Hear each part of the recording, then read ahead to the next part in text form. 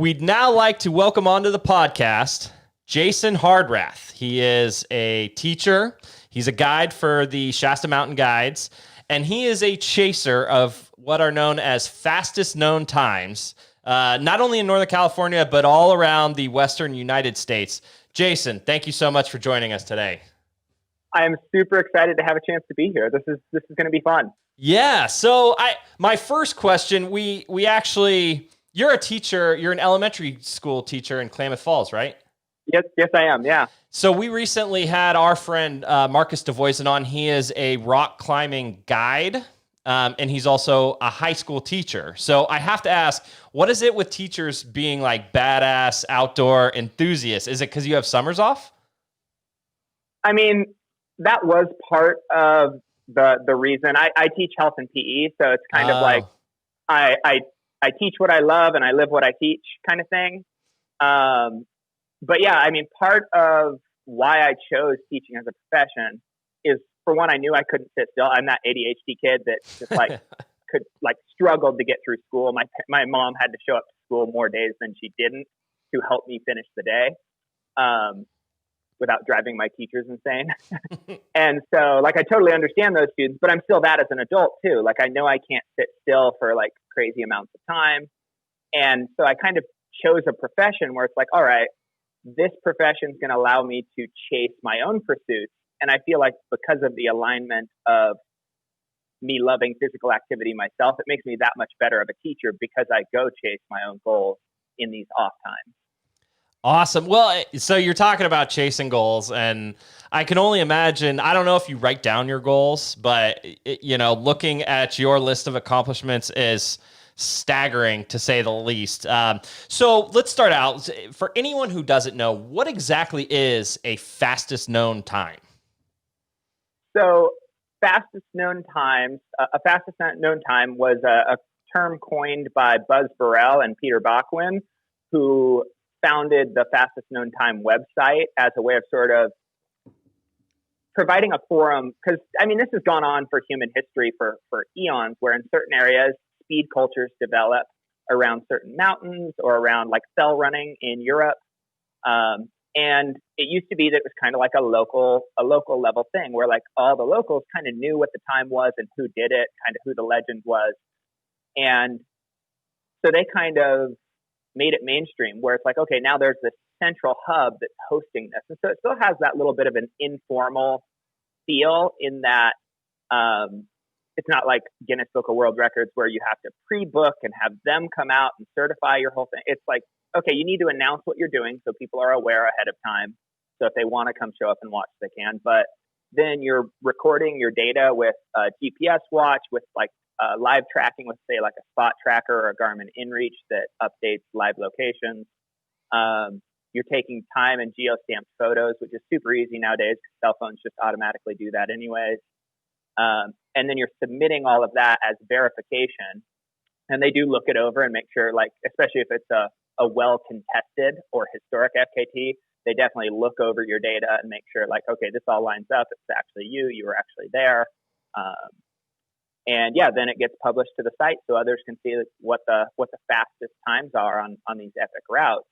And they are kind of unique in that you're able to do FKTs in places that people could never host a race, right? A race director could never get the insurance or get the permits to host races in some of these wilderness spaces or on some of the terrain that you can throw into the middle of an FKT, be it free soloing or glaciated terrain. There's just no way. So it kind of opens up this whole world of creativity for expressing this kind of light and fast mentality.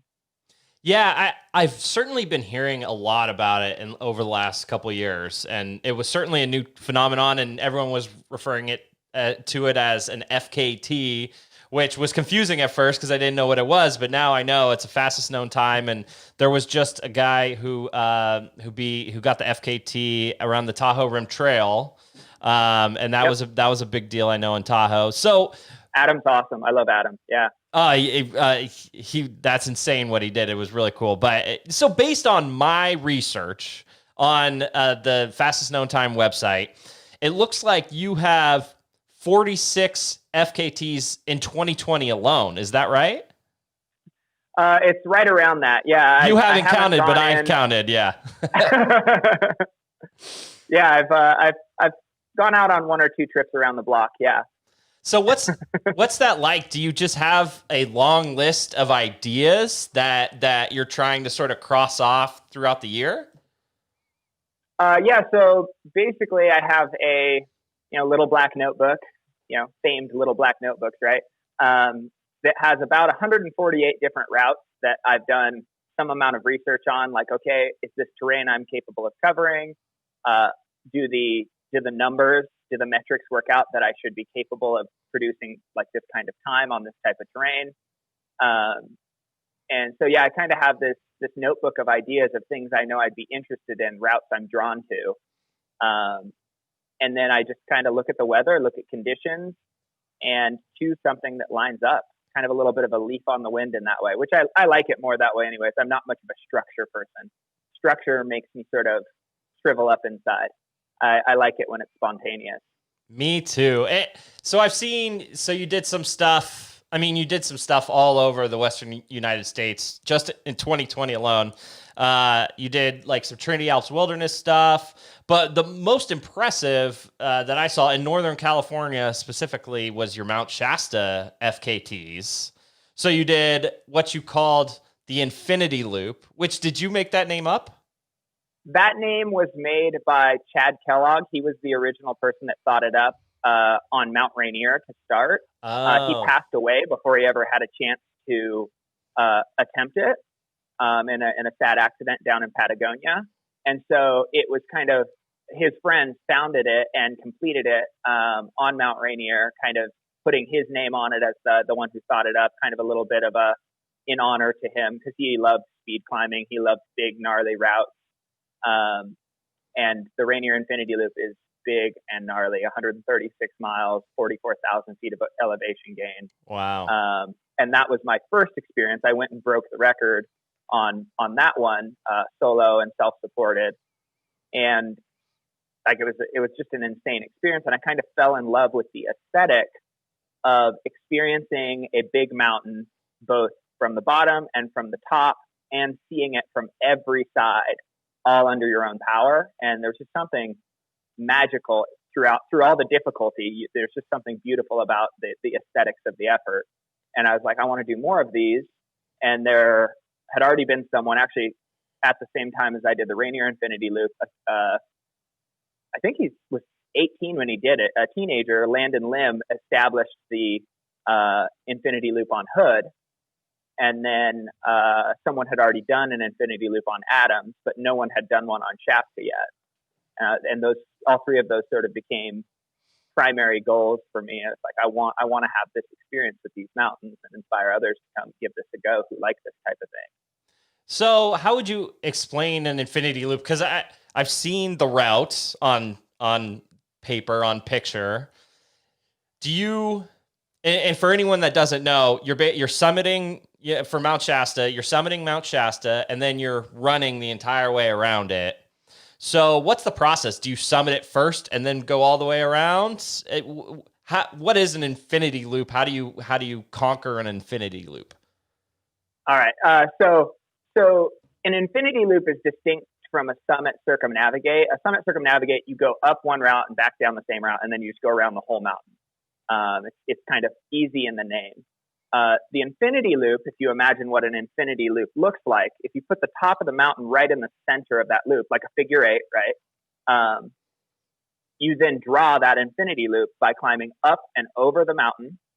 So up a route on roughly on one side of the mountain, and then down a route that's roughly on the other side to create a clean aesthetic line across. Then you circumnavigate half, climb up and over the mountain again, and then circumnavigate the other half. And how long did that take you to do on Mount Shasta? On Mount Shasta, I believe I was out there for, I want to say it was 34 hours, if I remember right. Just under. That's insane. Did you sleep at all?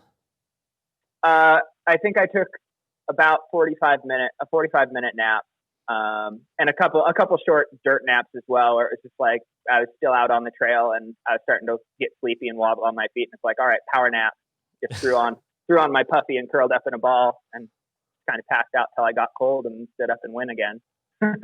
That is amazing. So you also did and I believe you created this, the Mount Shasta picnic. Yeah, that's modeled after another sort of established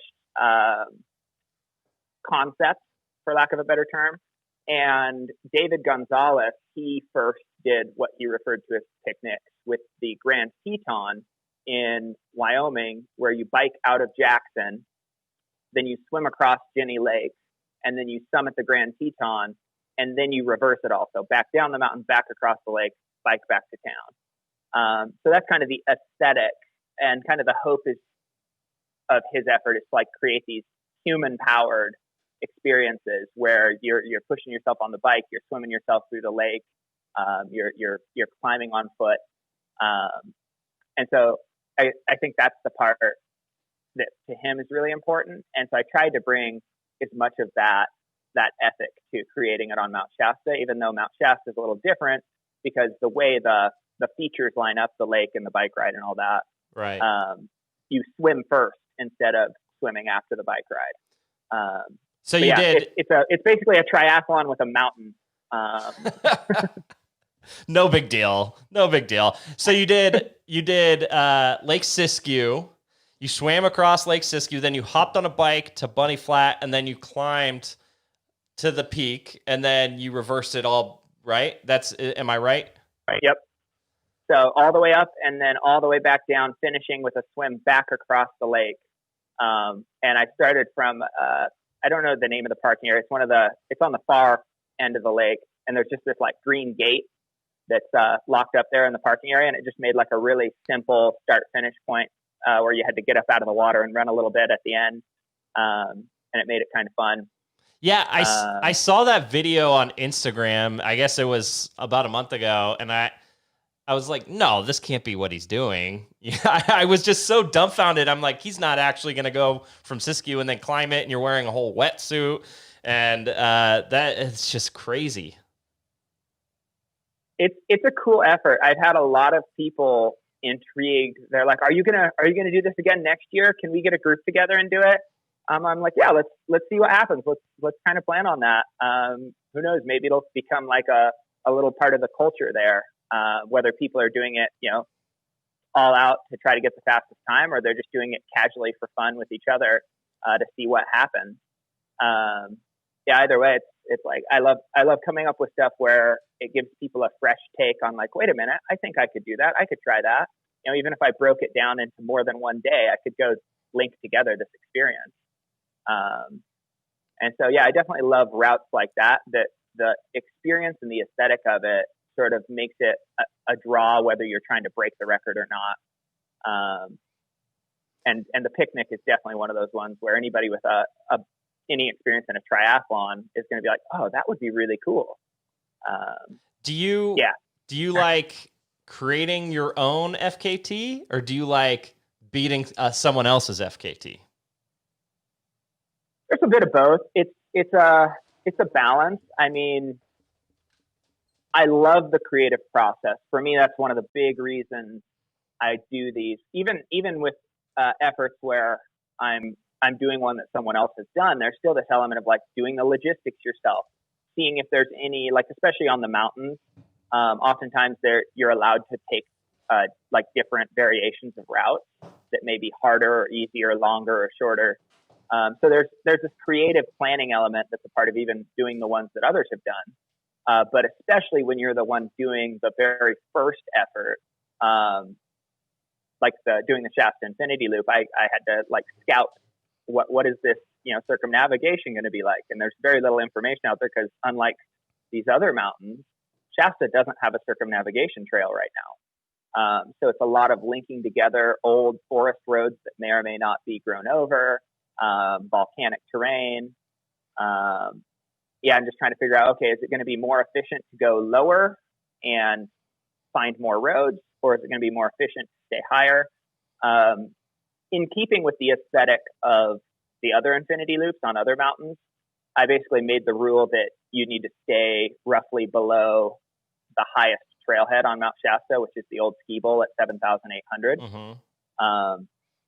And because my thought is they'll probably build the circumnavigation trail. If they do someday, it'll be roughly at that elevation, because that's usually how it works out. Usually the circumnavigation trails will link together the trailhead on its way around the mountain.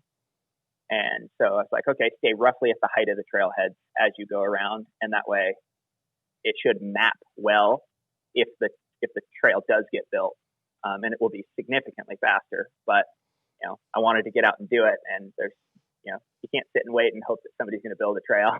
Right.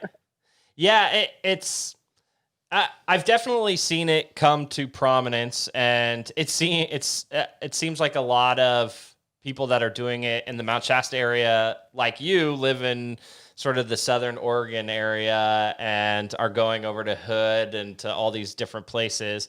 Is there kind of a small community of people that are not only creating their own FKTs, but also, finding out about someone else's FKT and then going trying to break it?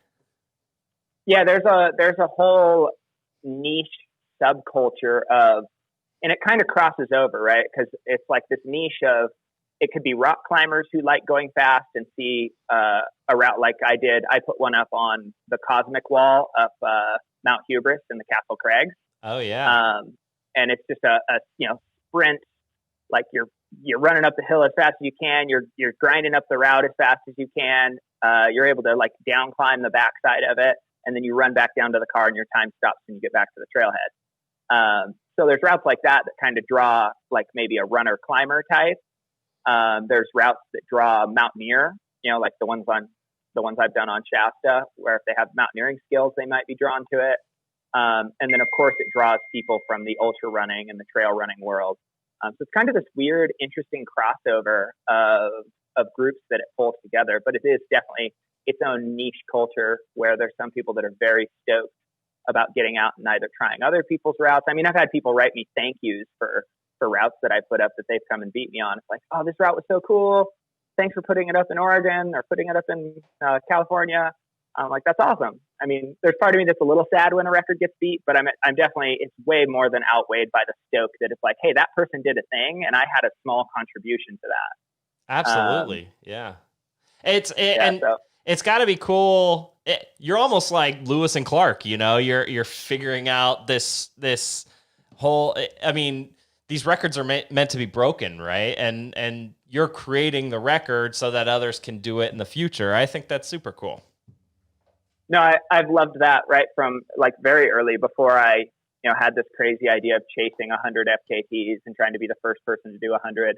I kind of loved that it felt like an expression. It feels like an expression, the sort of the next iteration of the old Great Explorer era, where back then all of this explorative energy, these instincts that push us to go be new places and see new things.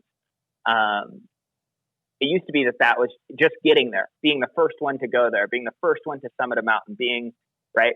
That used to be like the main focus. Well, now that most things have been summited and most places have been explored, I think the new forefront is, well, how many of these can I link together, or how fast can I go? It's sort of a next natural expression to still feel that sense of creating something new, exploring something new. We almost are starting to look within at our limits to have our explorative experience. Right.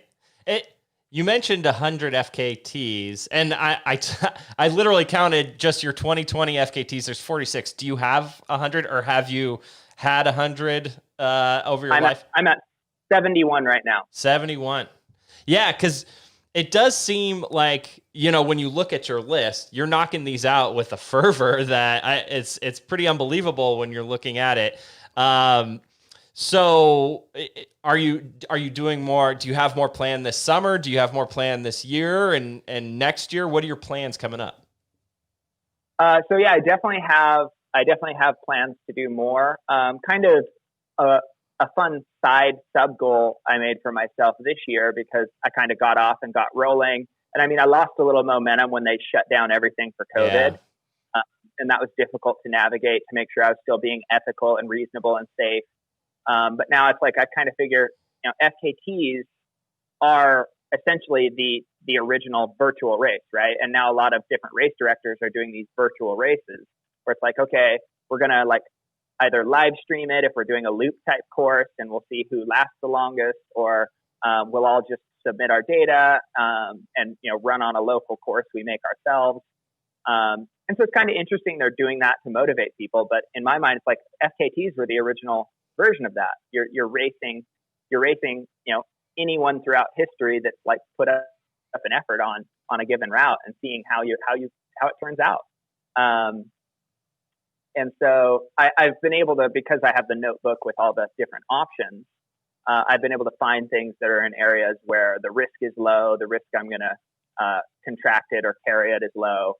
And then it's like I'm out in the middle of nowhere most of the time. Right. So it's not like I'm, you know, driving into the middle of San Francisco where I'm going to cross 1,000 people, even if I do my best not to. I'm driving out where maybe I'll see one other human being the whole time. So yeah, I've been able to keep pretty good momentum through the year. And I was like, okay, it would be cool for 2020 to average one FKT per week for the year. So I forget if there's 52 or 53 weeks 52, this year, how it all 52, divides yeah. up. But well, you're almost there. You're at 46. So, you mentioned that you have a lot of energy, and I asked this to all the sort of the fitness, outdoor crazed athletes that we interview. Are you like a masochist?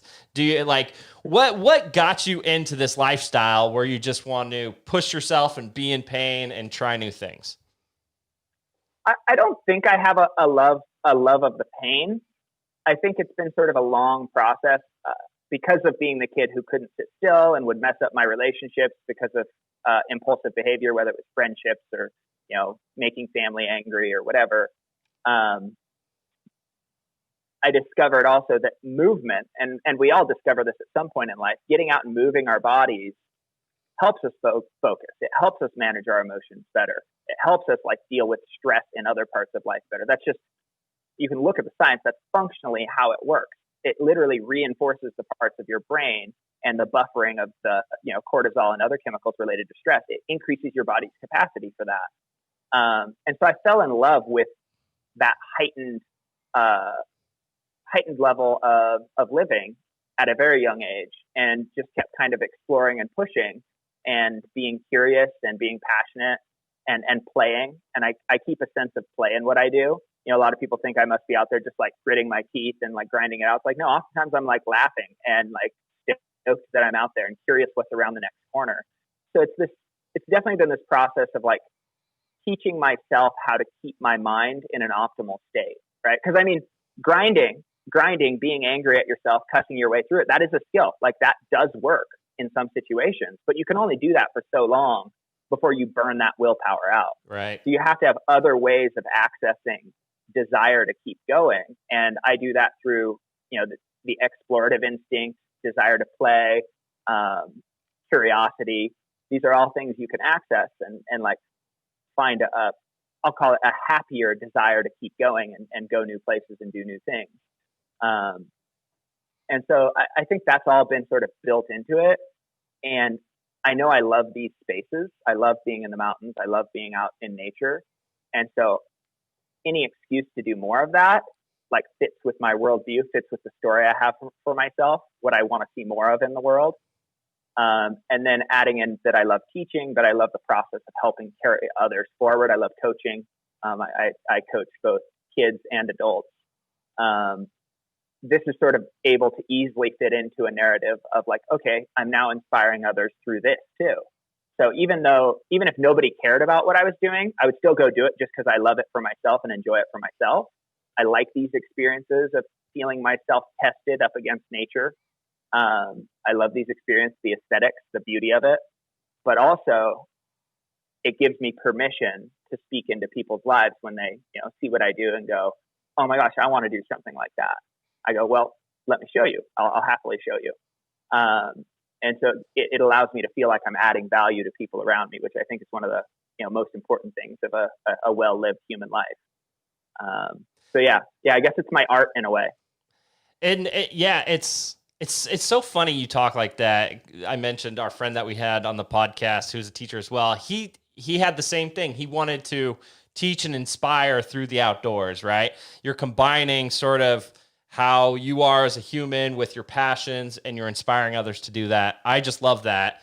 Um, are do you train like year round for these? Are you constantly running and working out, or are 46 FKTs in 6 months enough to keep you in shape? It's definitely both. When I'm doing like smaller efforts, let's call smaller efforts like 30 miles or less. When I'm going to be out there for like less than 6 hours, then I'm kind of able to do a decent training load in between efforts, add in speed work, add in tempo work, strength work. But once I get to the season, like now, the summer, where I'm going to go do these really big 60-mile efforts and, twice over a mountain, it kind of becomes this process of like big effort, and kind of your body's going to get some fitness gains from that, but you're also going to be fatigued. So it's like rest and recover. And then as the body starts to like tail back up, go out on another big effort. And that's kind of how I keep the pace as quick as I do with these big efforts. Is I'm kind of like, I've trained I've been doing this for 15, 16 years now, pushing my body in different things. I got into track as a kid. I ran in college, transitioned to marathons out of college, and some cycling, and did some bike racing. Leveraged that into becoming an Ironman athlete. Then I had a big car accident, went out a car window in a rollover accident, and that kind of ended my running for a while because it basically smashed up this side of my body. I broke my shoulder, broke 9 ribs, collapsed a lung, ripped my LCL and ACL apart. And so for a while, to make a long story short, all I could do was like walk up and down hills. And so hills led to mountains, mountains led to bigger mountains. Pretty soon I was going up and down Shasta a bunch and looking for other things to do. And that's how I cultivated this love and the skill set for the mountains that now I can blend into these FKTs. So it's like a lot of it is just a huge, huge background in both fitness and in the skill sets necessary to be in these spaces. And kind of like leaning in on that years of experience that my body is more injury proof than someone who, say, would have just started running a year ago, because my tendons and my ligaments have had time over all these years to get thicker and more reinforced. So I definitely lean in on that with these efforts. But also, I'm transitioning now after these 3 big efforts in a row, because I did Shasta, and then a weekend later I did the Hood Infinity Loop, and then a week after that I did the Adams Infinity Loop. So back to back to back. And yeah, my body's tired from that. So I've taken an extra week off and just kind of doing like light running workouts, a little bit of stretching, a little bit of strength work, just kind of like focusing on what am I feeling, what's hurting, and kind of getting the body ready to go. And I'm going to go back into like some mixed sport efforts, bike plus mountain type efforts that are a little bit shorter, between 6 and 8 hours long total. And that'll kind of continue to keep my fitness up, but also kind of let my legs, like the joints and whatnot that are tired of being impacted, right, give them time to kind of catch back up as well. And you're also a guide with Shasta Mountain Guides? I am, yeah. Yeah, I love Shasta Mountain Guides. They're a phenomenal company to work for. What do you do you lead groups up to summit the mountain? Mm-hmm. Yep. And how long have you been doing that? 2 years now. 2 years. Yeah. So it's fairly recent development. I kind of was looking at my passion for climbing mountains and kind of like thought, like, I love teaching, and a part of guiding is teaching well. So I just decided, like, hey, I'll reach out. I'll see, like, I didn't know how it worked in the guiding world. So I just reached out to Shasta Mountain Guides since they were nearby. I was like, hey, this is my resume. This is my skill set. Here's my climbing resume. Would you be interested in someone like me as a guide? And they're like, heck yeah, we're interested. Come to our guide training. Get these, get a wilderness first responder certification and an avalanche certification and show up to our guide training. And I showed up and they were like, yep, we like you.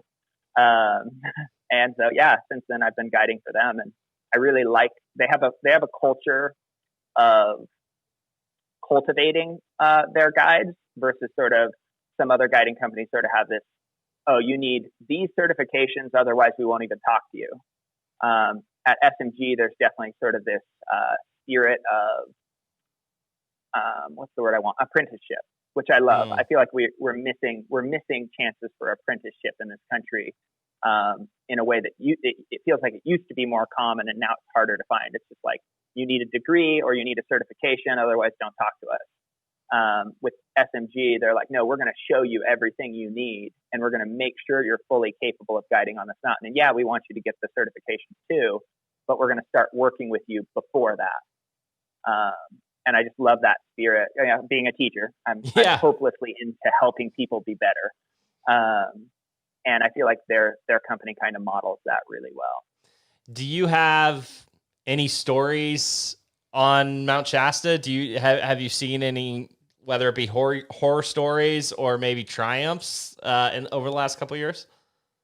Oh yeah. I luckily, I'm really happy. I haven't had to face any horror stories personally while out there with guides, or really even just on personal trips up the mountain. I haven't had any like horror stories happen in front of me.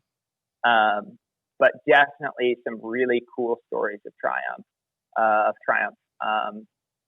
mean, Shasta is such a big goal for so many people, and it's just amazing to watch that and help that process of struggle and doubt, and then the success and like the degree, the feeling of success. You can see them and remember the feeling for yourself that they experience when they do make the summit, and then making all the little parts along the way more enjoyable for them than they would have been without you is really fun to kind of transform that whole experience on the mountain to be something positive for them. A really cool story that happened recently is there was a father-daughter team, and they like had tried Shasta 2 or 3 times. The dad has stage 4 cancer. Oh. And his father had climbed Mount Shasta, and it had been one of his goals. And so he's like, no, I'm going to do this. And so he had to try like 2 or 3 times. And finally with SMG, just recently, they got him to the summit with his daughter. They were both up there. And he got to live this kind of like deep connection because of, his father. And I think if I remember right, maybe there was a grandfather as well, that kind of this history of summiting Shasta, that he wanted to keep alive and experience with his daughter. And that was just like overwhelmingly phenomenal to see that story play out. I know it's on both of our bucket lists to climb. I don't have like any ligaments in my knee right now, so it's hard for me to pull it off.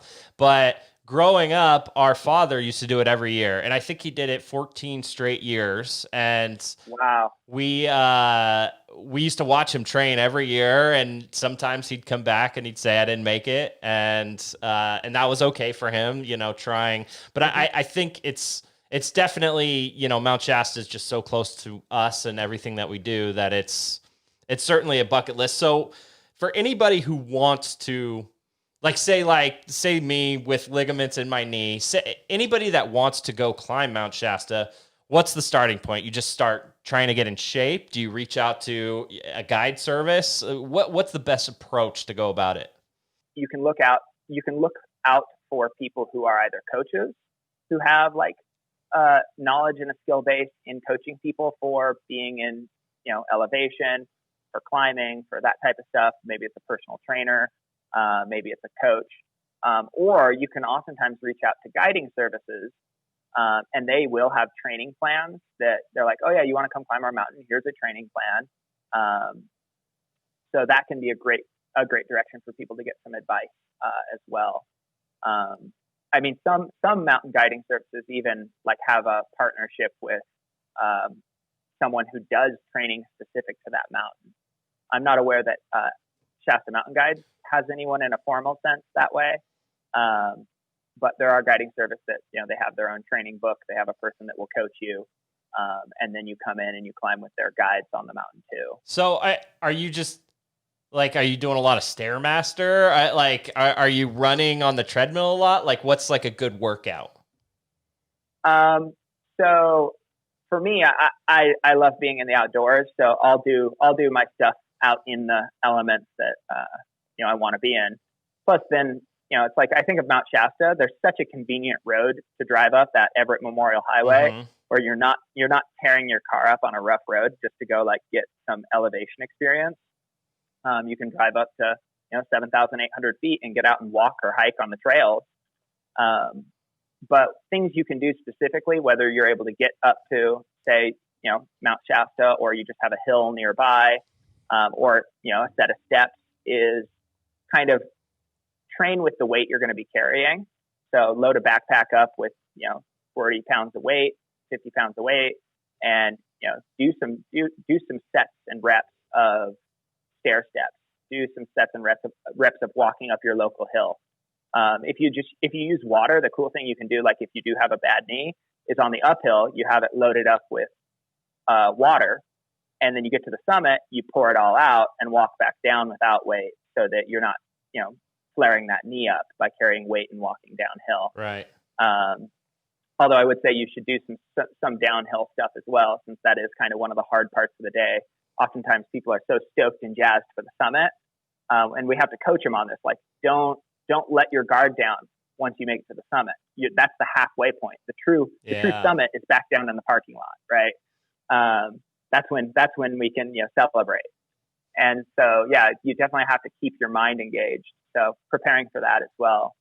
And I think I would say that's a huge part of preparation, is preparing mentally for the discomfort, and like sort of realizing you're not going to climb a mountain to be comfortable. We live in a very comfort-driven culture, comfort-driven society. We work so that we can have greater comfort. And you don't go climb a mountain to be comfortable. You go climb a mountain for the full experience that's better than being comfortable, right? When everything's said and done.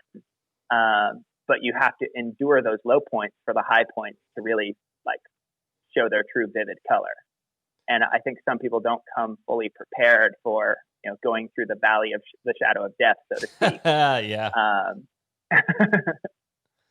So yeah, but practical things, getting in some longer hikes, some longer walks.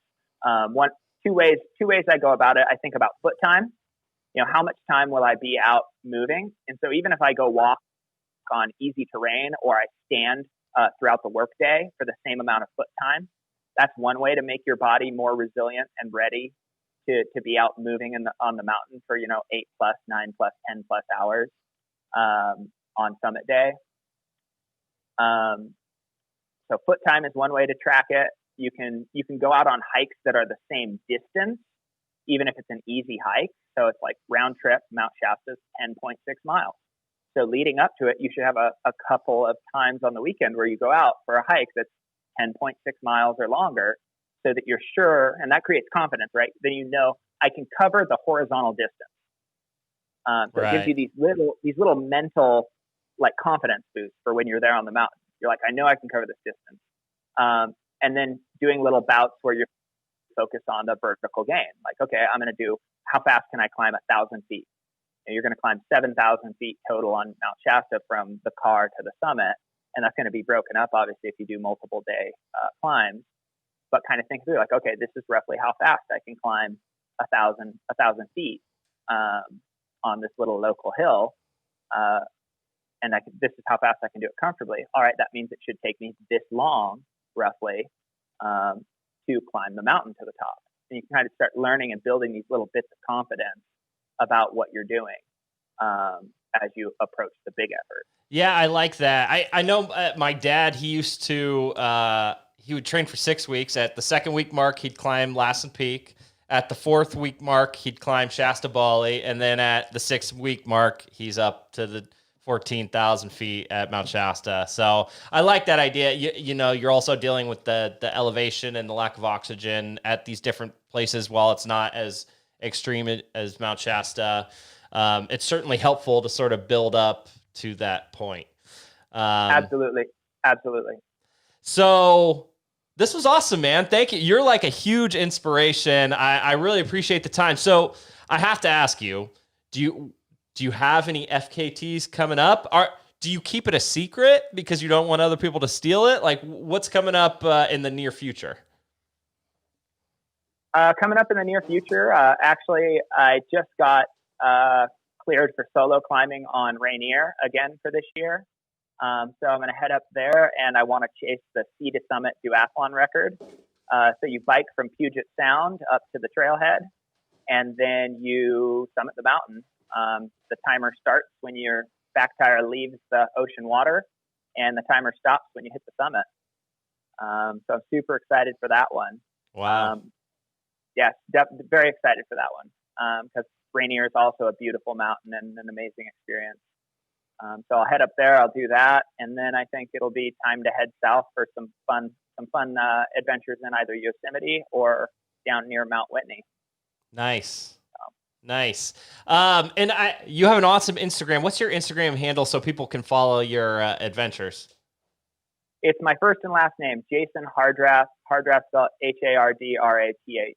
Okay, we'll make sure they know. We'll put it in the notes of this podcast. Well, thanks again for coming on, man. You are awesome. We really appreciate what you do, and we'll talk to you again soon. It has been an absolute pleasure. All right. Thanks, Jason.